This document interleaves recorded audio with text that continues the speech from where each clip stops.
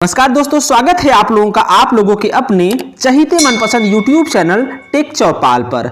दोस्तों इस वीडियो में हम लोग देखने वाले हैं BSNL की लेटेस्ट खबरें। जी हां दोस्तों, जिसमें हम लोग बात करेंगे BSNL कर्मचारी यूनियन BSNL EU के P अभिमन्यु जी और BSNL के CMD PK पुरवार जी के बीच में इन मुद्दों पर क्या बात हुआ, उस पर क्या जवाब मिला BSNL के CMD के द्वारा, उन सब चीजों को हम लोग इस वीडियो में देखने वाले हैं। तो चलिए दोस्तों वीडियो को स्टार्ट करते हैं। जैसा कि दोस्तों आप देख सकते हैं, इस समय हम हैं BSNL कर्मचारी यूनियन BSNL EU की ऑफिशियल साइट पे। BSNL EU की ऑफिशियल साइट पे आने के बाद दोस्तों आप यहाँ पे क्लियरली देख सकते हैं कि BSNL EU discussed burning issue of the employ with the CMD BSNL। जो इंपॉर्टेंट मुद्दे थे BSNL कर्मचारियों के, BSNL EU ने CMD सर के साथ उसे डिस्कस किया। आगे दोस्तों आप देख सकते हैं com P Abhimanyu GS in com Anand Kumar Singh AGS met Shri PK Purwar CMD BSNL yesterday the 5/1/2021 means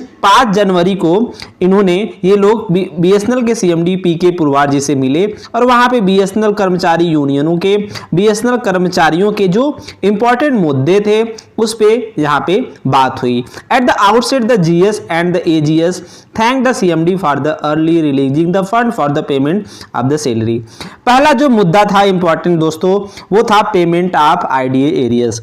जैसा कि दोस्तों आप लोगों को पता है, कोविड के टाइम में सभी कर्मचारियों का IDA ब्लॉक कर दिया गया था, उसे रोक दिया गया था। लेकिन केरला हाई कोर्ट में केस जीतने के बाद BSNL ने भी माना कि BSNL के जो नॉन एग्जीक्यूटिव कर्मचारियों हैं उनको IDA मिलना चाहिए। तो जो बाकी IDA है, the IDA increase from 1st of October 2020 to 30th of June 2021 was frozen by the government. BSNL EU went to the Honorable Kerala High Court and in February 2021 the Honorable Kerala High Court give order against the freezing of the IDA. However, BSNL management delays the payment initially. जैसा कि दोस्तों आप लोगों को पता है कि जो IDA है वो अनफ्रीज कर दिया गया था और बोला गया था कि BSNL के जो नॉन एग्जीक्यूटिव कर्मचारी हैं उनका IDA उनको मिलना चाहिए, ऐसा केरला हाई कोर्ट ने भी बोला था। और फिर बाद में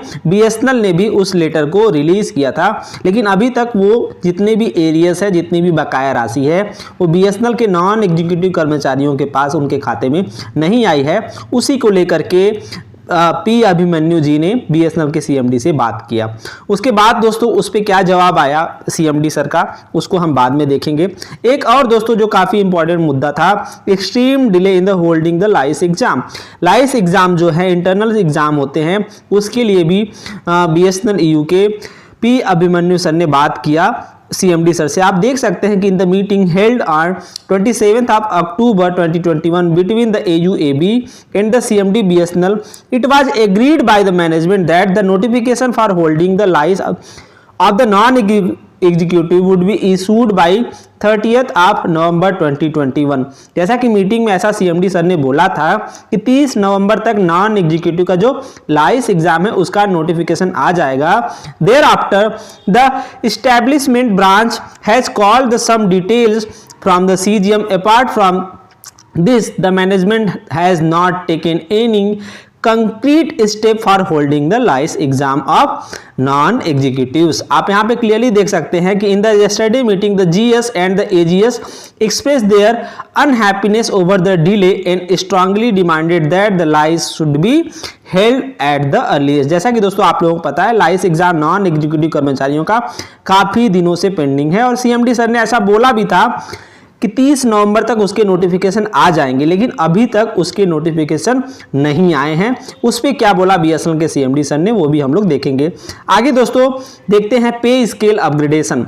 जैसा कि दोस्तों आप लोगों को पता है, BSNL के जितने भी DRJE हैं उन्होंने एक काफ़ी ज़्यादा और काफ़ी अच्छे से प्रोटेस्ट उन लोगों का चल रहा है, जिसको लेकर के अभी BSNL EU भी CMD सर से बोले हैं कि the central executive committee meeting of BSNL EU held on 22nd of October 2021 has demanded that the pay scale of JE, senior TOA and TT cadres should be upgraded. In yesterday meeting with the CMD BSNL, the GS and the AGS explained about the justification for the upgradation of the pay scale and demanded that this should be considered by the management. For example, the GS and AGS explained how 99% of DRJEs are engineering graduates and are working in the high-tech areas and thus justified the demand for upgradation of the pay scale. जैसा कि यहाँ पे BSNL EU के उन्होंने CMD sir से बोला कि जितने भी नए जेई आए हैं, DRJE हैं,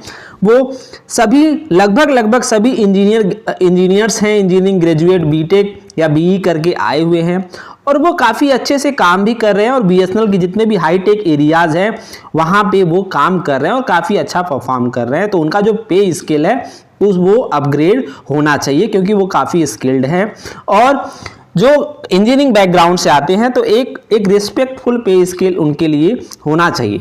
उसके बाद दोस्तों promotion under NEPP, removal of discrimination between the absorb and directly recruited employ. और उसके बाद जो दोस्तों बात हुआ जो एनईपीपी है उसके बारे में भी बात हुआ।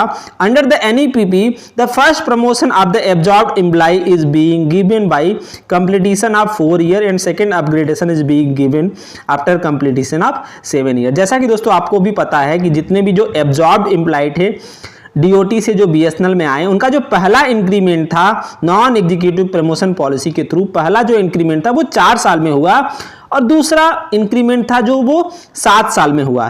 लेकिन जो डायरेक्ट रिक्रूटीज हैं उनका आप देख सकते हैं कि however for the directly recruited employee the first and second promotion are given only after completion of 8 year. लेकिन जो डायरेक्ट रिक्रूटेड एम्प्लॉई हैं उनका जो अपग्रेडेशन है वो 8 साल पे क्यों दिया जा रहा है? ये तो डिस्क्रिमिनेट हो रहा है एब्जॉर्ब और डायरेक्ट रिक्रूटी एम्प्लॉइयों के बीच में। BSNL EU has already written a letter to BSNL CMD demanding the remove of discrimination. In a study meeting, the GS and AGS strongly demanded that this discrimination should be removed. Especially, they pointed out that the DRJs are greatly demotivated due to discrimination and demanded that the discrimination should be removed soon. जैसा कि दोस्तों इन्होंने कहा कि जितने भी DRJs हैं, नए रिक्रूटीज हैं, उनका जो प्रमोशन है एज पर एनईपीपी वो 7 साल रहेगा, लेकिन वो काफ़ी डीमोटिवेटेड हैं, उसको कम करके एटलीस्ट 4 साल किया जाए ताकि जो एब्जॉर्ब एम्प्लॉय हैं और जो डायरेक्ट रिक्रूटीज एम्प्लॉय हैं उनके बीच में डिस्क्रिमिनेट न हो, उनके बीच में डिस्क्रिमिनेशन न हो, भेदभाव न हो, उनका भी 4 साल पहला होना चाहिए।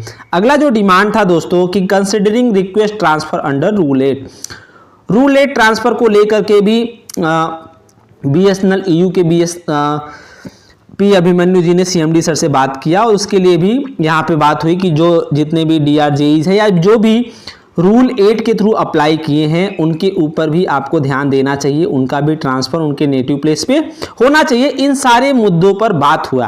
अब उस पे दोस्तों BSNL के CMD PK पुरवार जी ने क्या जवाब दिया पी अभिमन्यु जी को आप यहाँ पे क्लियरली देख सकते हैं कि it is painful that the reply off CMD for all the above issues was in the negative. मतलब जितने भी ऊपर के बर्निंग इश्यूज थे पी अभिमन्यु जी ने CMD सर से बोला उस पे उनका जो जवाब था वो निगेटिव ही रहा। मतलब उन्होंने कोई पॉजिटिव रिस्पांस उस पे नहीं दिया कि जो एनईपीपी है उसमें सुधार होना चाहिए, पे अपग्रेडेशन होना चाहिए या फिर लाइस एग्ज़ाम होना चाहिए, और या फिर आप देख सकते हैं कि जो एरियस है आईडीए का वो मिलना चाहिए, उस पर उनका नेगेटिव ही रिस्पांस रहा CMD सर का। The GS and the AGS told the CMD BSNL it is strong term that the BSNL management is neglecting the discrimination the non executives which will not be tolerated. They told that BSNL EU will be forced to go on agitation if the issue are not settled। जैसा कि आपने देखा कि CMD sir का जो जवाब था वो निगेटिव ही था, किसी भी मुद्दे पे पॉजिटिव नहीं था। इसको लेकर के BSNL EU के GS और AGS ने काफ़ी मतलब उन्होंने कहा कि अगर आप नहीं मानेंगे तो हम एजिटेशन पे जाएंगे अगर आप इन मुद्दों को सेटल नहीं करेंगे तो दोस्तों ये कुछ लेटेस्ट का अपडेट थी या फिर जो बात हुआ था BSNL EU और CMD के बीच में, उसके बारे में आप लोगों को बताने की कोशिश की। ऐसे ही दोस्तों BSNL की लेटेस्ट खबरें सबसे पहले पाने के लिए प्लीज़ मेरे चैनल को सब्सक्राइब जरूर करें और दोस्तों अगर वीडियो पसंद आया हो तो लाइक भी जरूर करिएगा। तो चलिए दोस्तों मिलते हैं अगले वीडियो में, तब तक के लिए अपना और अपनों का ख्याल रखिएगा। धन्यवाद दोस्तों।